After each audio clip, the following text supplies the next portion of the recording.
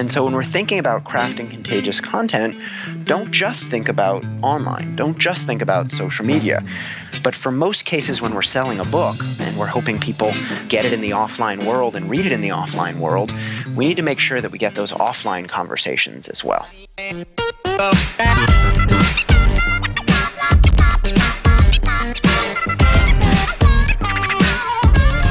Welcome to The Portfolio Life with Jeff Goins. This is the podcast that helps you to pursue work that matters, make a difference with your art, and discover your true voice.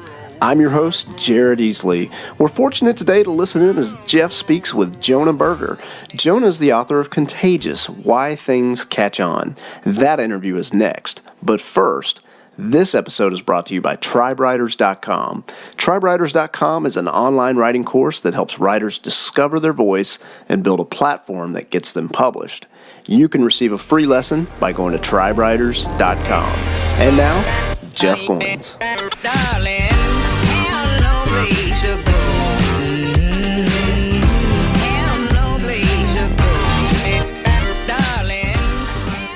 Hey everyone, this is Jeff, and today I have with me Jonah Berger. Jonah is the Associate Professor of Marketing at the Wharton School at the University of Pennsylvania. He's a professor of marketing there, and he is the best-selling author of a book called Contagious, Why Things Catch On. Jonah, welcome. Thanks for having me, Jeff. Yeah, great to have you. So I just want to jump right in here. You know, you're a professor. You're somebody who teaches marketing to undergrad students and business school students. Is that right? Both undergrads and MBAs and executives. Awesome. Yeah. And, you've been doing this for like a decade, teaching these concepts, but you just recently wrote this book.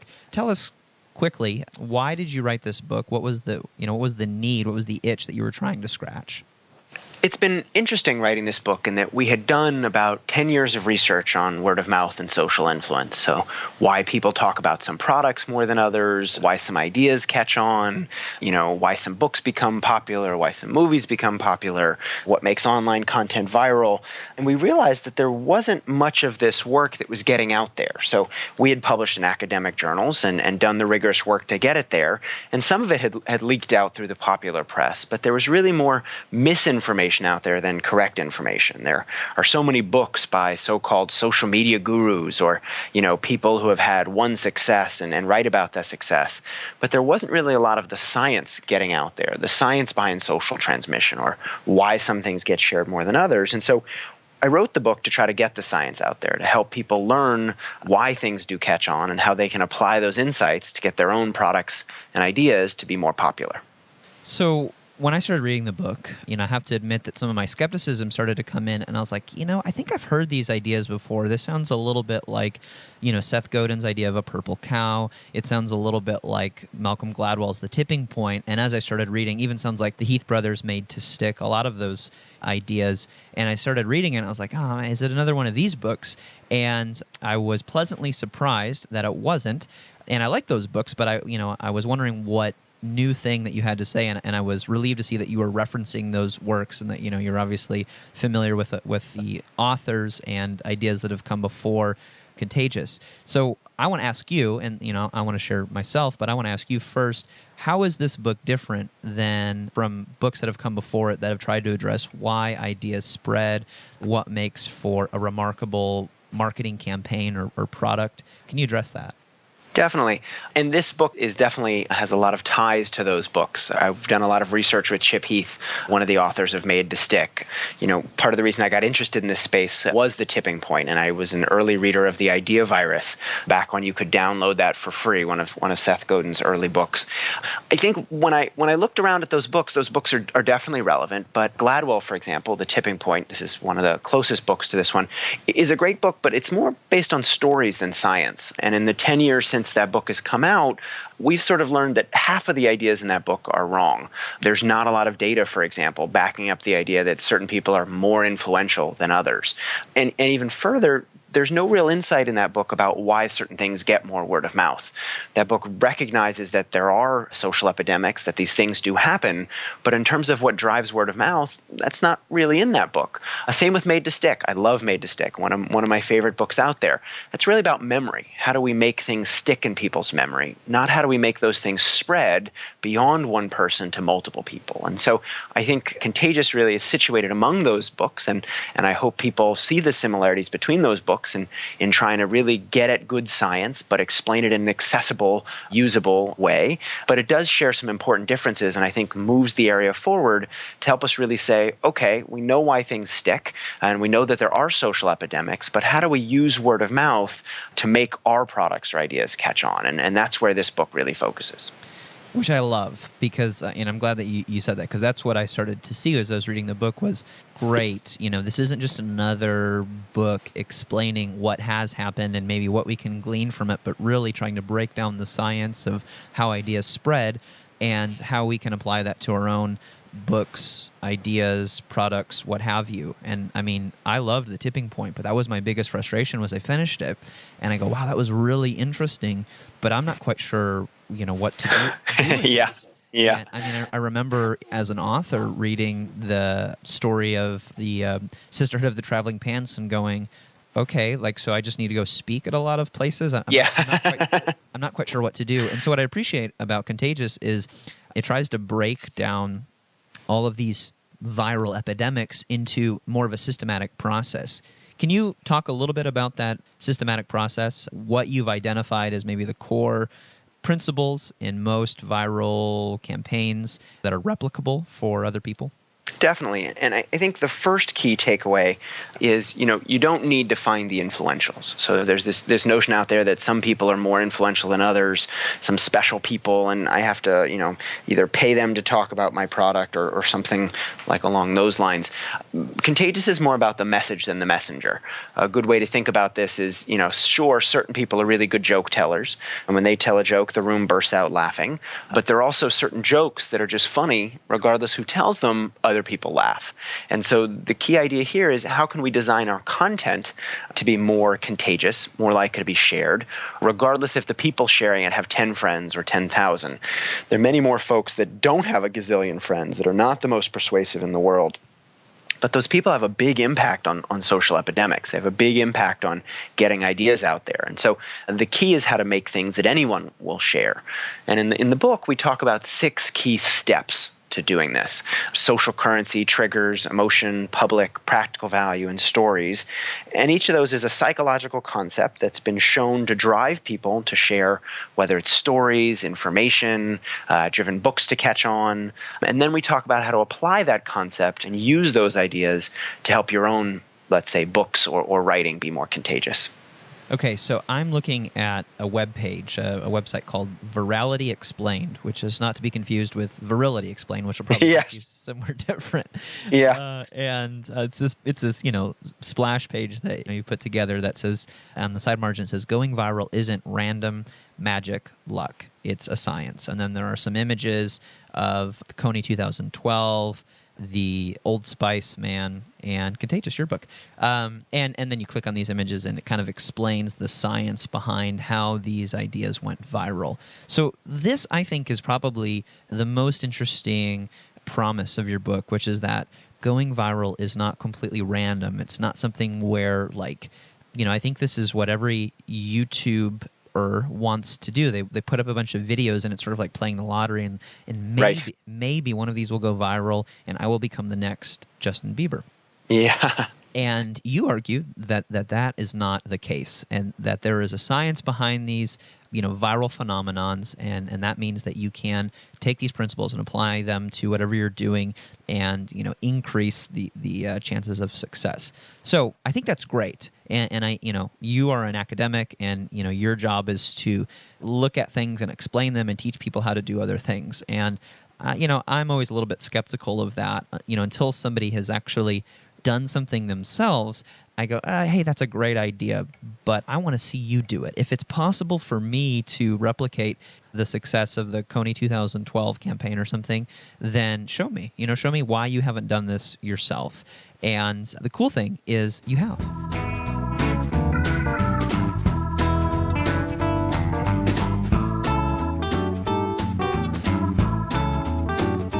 So, Contagious is, a New York Times best-selling book, and I think that's pretty rare. I know that there are people in the academic world who are writing books about the things that they're teaching and studying and researching, but I think it's somewhat rare to be in that world and also be in, this commercial world where, your ideas are spreading to the masses. I mean, that's a small contingent of people.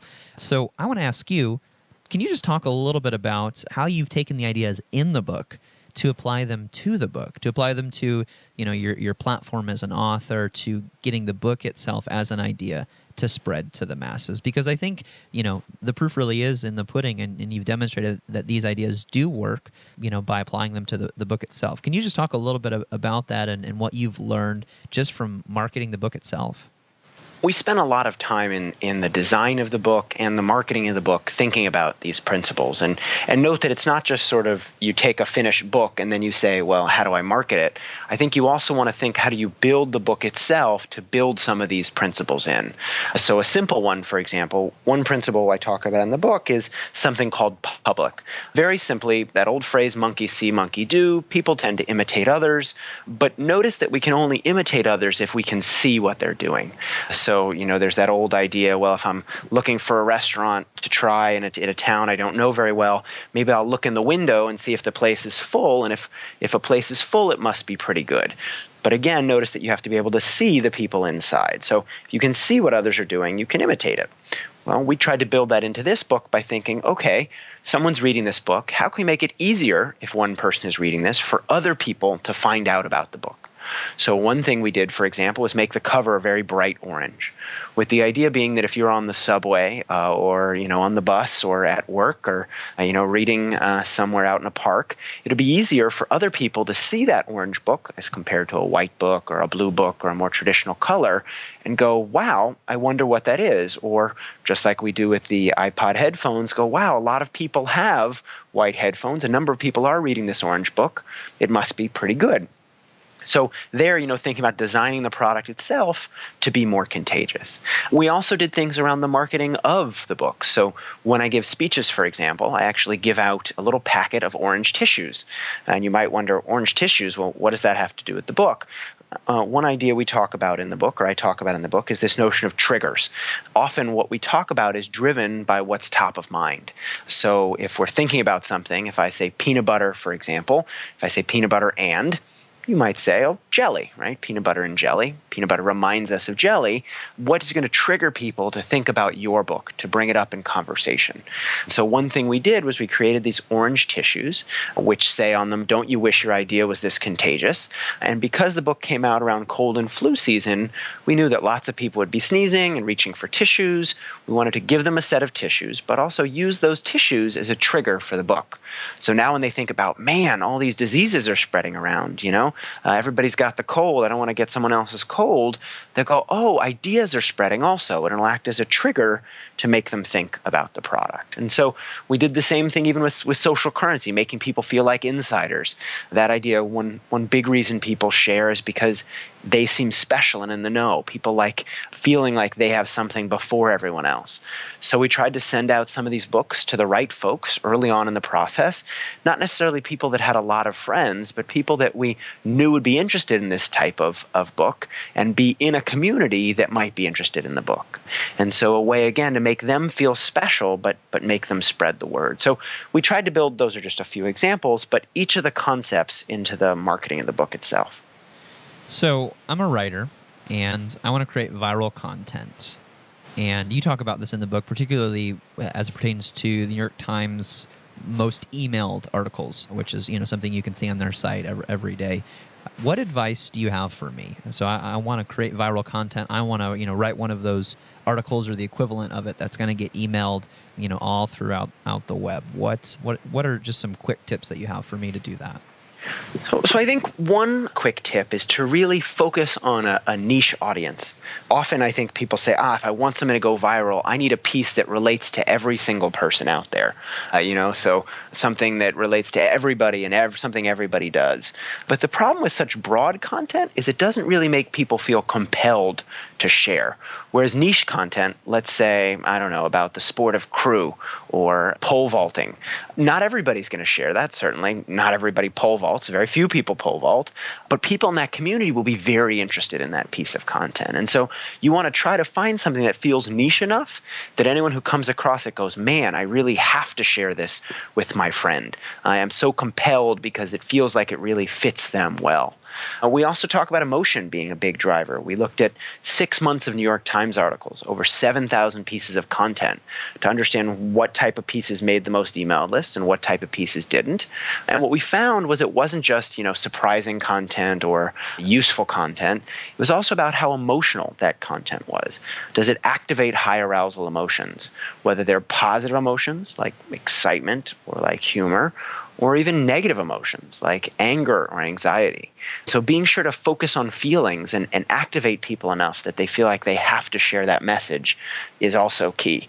So again, I would just think about these 6 principles that I talk about in the book: social currency, triggers, emotion, public, practical value, and stories, and say, okay, and actually, I'm sorry I didn't mention this earlier, but we've built a workbook to help people do this. So if you go to my website, it's just jonahberger.com. There is a free workbook there on the resources tab that people can download and apply that to any idea they're working on. So they can go through social currency and say, okay, have I built that in here?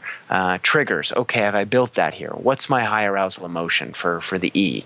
Have I really found practical value? And so walking through each of these steps and making sure they hit them will be a way to make your content more contagious.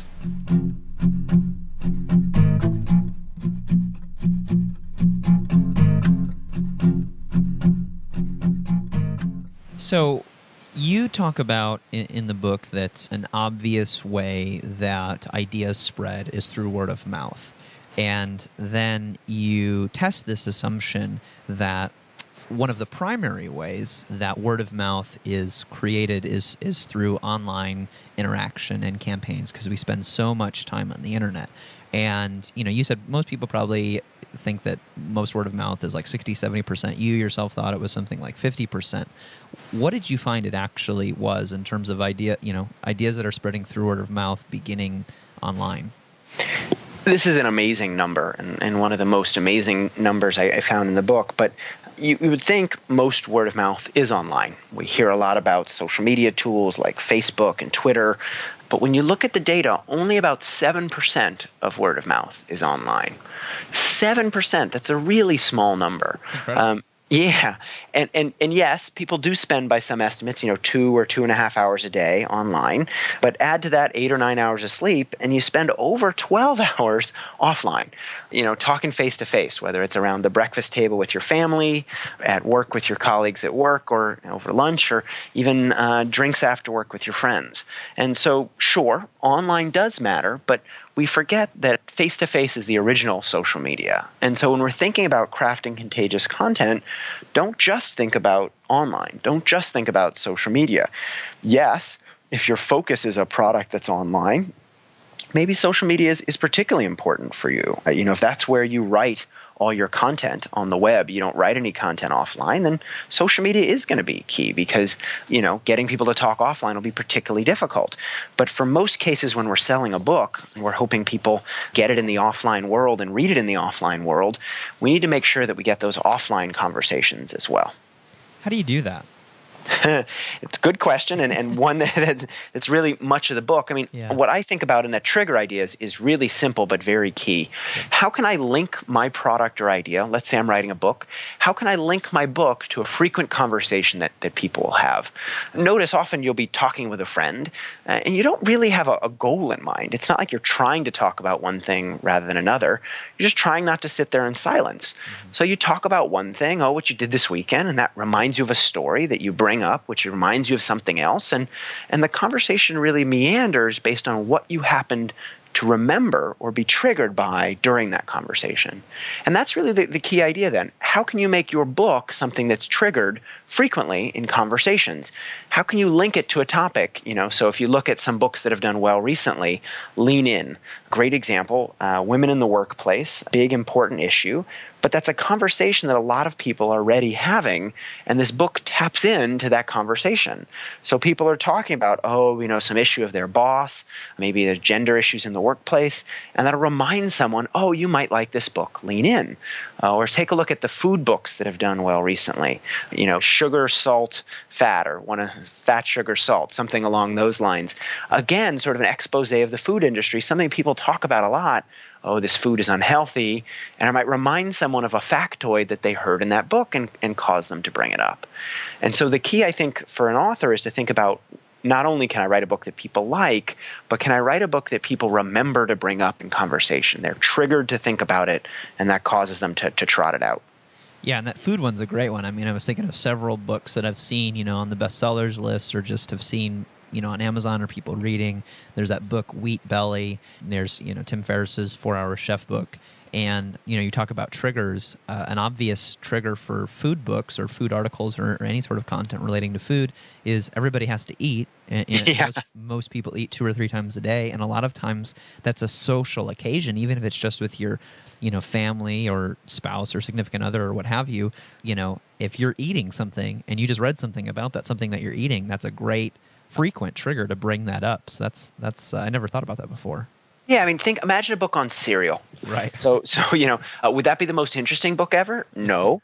Or maybe, I'm sorry, I don't know. I'm sure some of your listeners probably have written about cereal. I'm not suggesting go and write a book about cereal, but think about it. If there was a good book about cereal, people would probably think about talking it at least once a day, right? Every time they sit down and have cereal, for those who do, and millions of Americans do, that would be something that comes up because it's triggered by that thing in the environment. And so linking your book, whether it's deciding the topic you're writing or I've already written it, how do I make people talk about it? You can link it to those prevalent cues, it's going to be more successful. Yeah, that's great. Okay, so last question.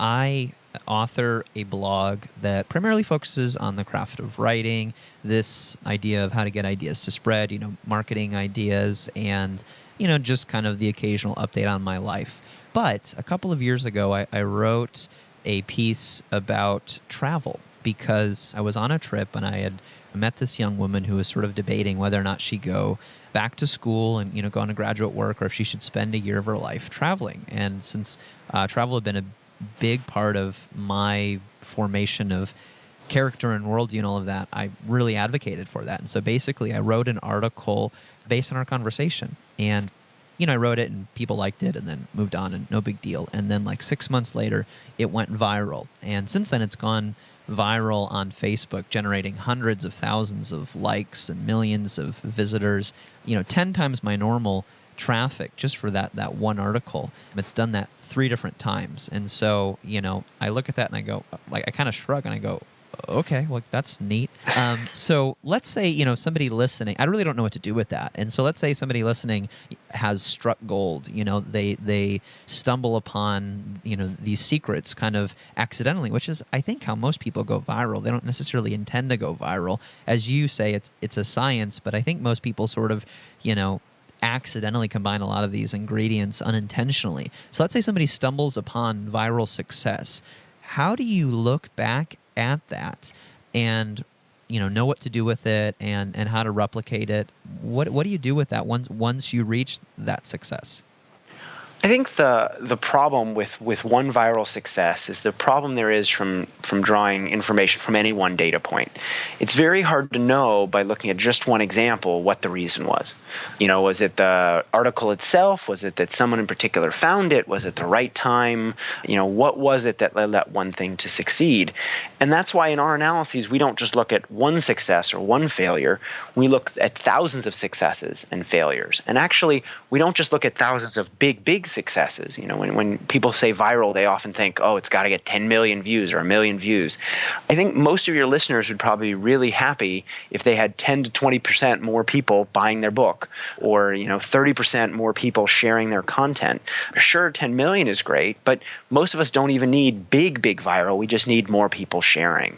And so I think the good news is, while it's really hard as any one individual to do these analyses because you only have a few data points, by looking across individuals and across a lot of data, we've done some of that work for your listeners. We've been able to say, look, we don't know everything. I don't mean to suggest that we've figured out every last detail of why things go viral, but we've learned a lot that works repeatedly again and again, that drives things to be successful. We can say things like, add an extra dose of anger to your article and it'll be 22% more likely to make the most emailed list. And so we, by putting those insights together, have done some of the work for a lot of others. And so by looking at this book, you can say, okay, maybe I don't know why my thing succeeded or failed, but by looking across a lot of successes and a lot of failures, we can see patterns, we can gain insights, and we can use that to help our own ideas. Yeah, love it. Thanks for the work that you've done, Jonah. It's been really beneficial to me so far, just in the short time between now and since I've read the book. And so I want to thank you for the work that you've been doing for the past decade, and for, being generous enough to catalog and test that and put it all into a book that isn't just a bunch of research, but is actually a very readable, entertaining, interesting book. So thanks so much for what you've done. Again, for those listening, the book is Contagious, and you can find it wherever exquisite books are sold, Amazon, Barnes & Noble, that whole deal. And you can find out more about Jonah at Jonah Berger, Berger spelled BERGER.com. Thanks, Jonah. Thanks, Jeff.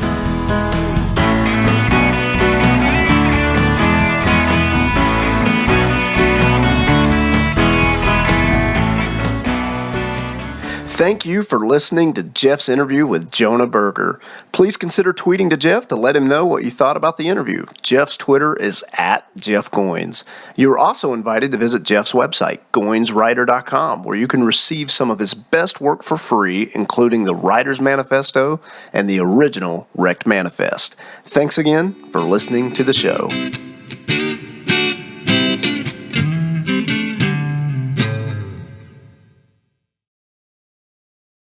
Not only can I write a book that people like, but can I write a book that people remember to bring up in conversation? They're triggered to think about it, and that causes